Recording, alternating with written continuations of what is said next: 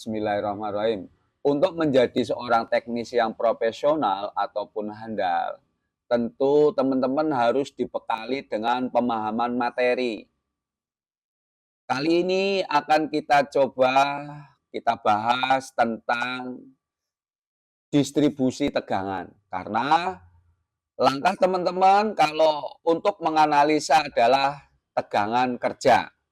Nah, tentunya ketika kita akan menganalisa tegangan, itu ada urutannya, ada fase analisanya.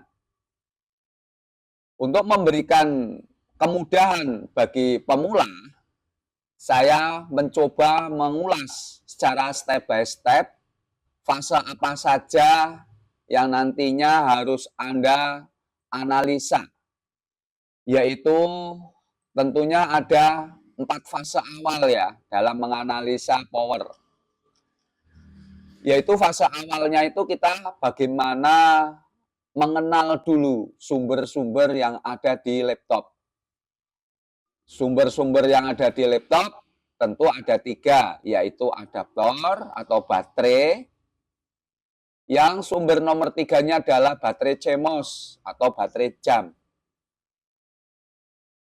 Jadi Anda harus pastikan bahwa sumber-sumber ini ready atau tersedia.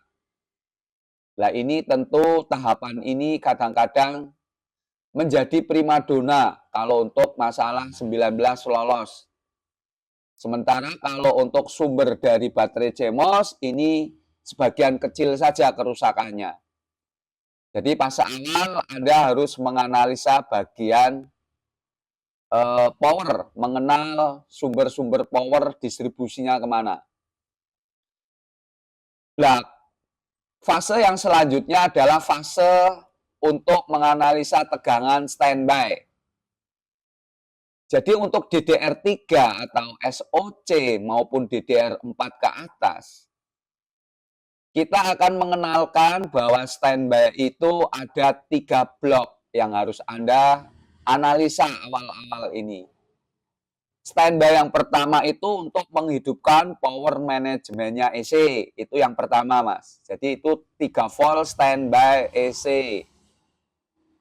Standby yang kedua adalah untuk menghidupkan power manajemennya PCH atau bahasanya biasanya pakai DSW. Jadi supaya power manajemen yang ada di PCH kerja aktif, Anda harus menganalisa tegangan standby-nya PCH, yaitu biasanya dikenal dengan DSW. DSW. Standby yang ketiga adalah untuk menghidupkan chip memori yang biasanya dia berasal dari sumber RTC VCC. Jadi ini nanti bahasanya adalah RTC VCC. Anda cari untuk menghidupkan clock dan power memori. Jadi nanti sumber dari baterai CMOS untuk menghidupkan blok RTC clock dan untuk kontrol BIOS memori ya. Jadi standby yang harus kita pahami ada di 3 blok, yaitu blok standby untuk menghidupkan power management EC, untuk manajemen DSW atau PCH, untuk blok RTC yaitu untuk blok RTC dan BIOS. Jadi ada 4 blok. Itu kita kenalkan dengan istilah standby. Jadi standby-nya ada 4 ya Mas. PCH, EC, blok RTC, dan untuk kontrol memori atau untuk bus memori ya. Kemudian fase selanjutnya kalau standby sudah ada, kita nanti menganalisa fase wake up. Jadi bagaimana nanti EC wake up, bagaimana nanti PCH wake up. Selanjutnya adalah fase kerja, bagaimana nanti EC kerja, bagaimana nanti PCH kerja. Jadi di PMY itu kita kenalkan dengan logika analisa, Mas. Karena dengan cara ini nanti SOP-nya akan terkonsep. Kalau Anda nanti lihat teman-teman di BMY, cek standby, cek main power, atau standby-nya PCH.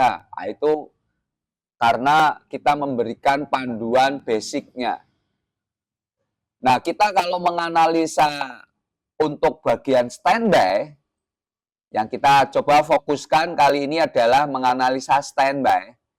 Perjalanan standby, Anda harus langkah-langkahnya pastikan bahwa 19 lolos, yang harus Anda cari tegangan yang menuju ke EC. Jadi Anda buka skemanya EC, di situ kita istilahkan standby EC.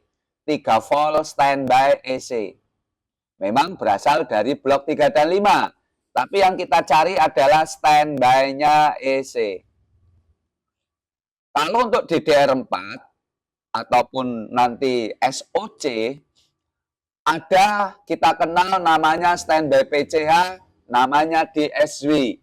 Dia juga berasal dari IC 3 dan 5. Anda cari.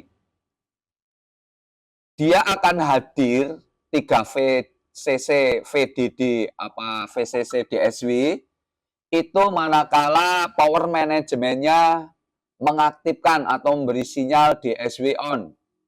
Jadi 19 lolos, Anda mencari standby, cari selanjutnya adalah DSW on, dicari, sehingga di sinyal ini akan mengaktifkan tegangan DSW. Kalau dia keluar, dari IC DSW itu akan mengirimkan laporan power good sebagai tanda bahwa sirkuit IC ini sudah hadir. Kemudian dari sistem power management akan mengirimkan manajemen kepada PCH, itu namanya DPWR OK. Itu laporan dari EC kepada PCH bahwa power standby-nya sudah ready, sudah siap, dikirim kepada PCH. Lalu dari pihak PCH akan merespon, memberikan sebuah sinyal namanya slip switch, di mana slip switch ini ketentuannya bahwa standby yang ada di PCH sudah hadir. Jadi Anda bisa saja justice, cek saja sinyal slip switch, di mana standby yang ada di PCH, standby yang ada di RTC VCC, dan standby yang ada di kontrol memori BIOS. Biasanya bahasanya 1 volt PCH DSW. Pokoknya ada kata-kata DSW, nanti Anda cari. Di mana nanti apabila semua standby yang ada di PCH sudah hadir, dari PCH itu, dari power management akan mengirimkan sebuah sinyal tanda bahwa kondisinya PCH dalam kondisi standby atau siaga, yaitu sinyalnya namanya slip switch. Jadi sinyal slip switch ini merupakan laporan kepada EC bahwa semua power standby yang ada di PCH sudah hadir. Dan bisa saja justice kepada sinyal slip switch, di mana sinyal slip switch ini menjadi pematik atau menjadi pemicu nanti keluarnya main power atau sebagai trigger EC wake up. Jadi kalau di laptop nanti trigger EC wake up, nanti Anda cari. Tapi kalau di komputer nanti triggernya menghadirkan 5 volt main power atau 5 volt dual, itu triggernya. Tapi kalau nanti di laptop dia masuk dulu ke EC, triggernya namanya ini. Jadi kalau di Asus namanya VSUS on, kalau di Quanta namanya S5 on, kalau di Compal namanya EC on.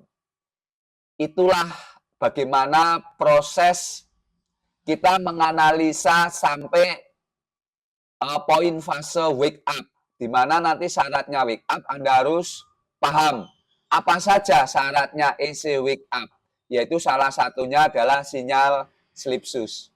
Itu ya teman-teman. Bagaimana nanti ketika Anda menjumpai EC-nya tidak wake up, itu bisa Anda bisa mengurut kira-kira di blok mana yang menjadi masalah. Itulah pengenalan bagaimana proses mengenal tegangan standby yang ada di laptop. Mudah-mudahan bermanfaat ya teman-teman. Thank you, thank you.